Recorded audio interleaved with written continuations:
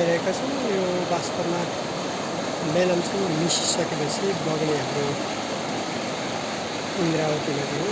यो इन्द्रावती भन्छ, यहाँ देख्न सक्नुहुन्छ यो इन्द्रावती नदी। यो विगत 3 वर्ष अगाडि बाढीले पुरै क्षति पुर्याएको यो क्षेत्रमा म छु अहिले।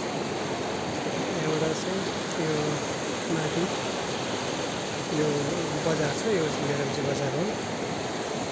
यो चाहिँ इन्द्रावतीको मेलम्चीको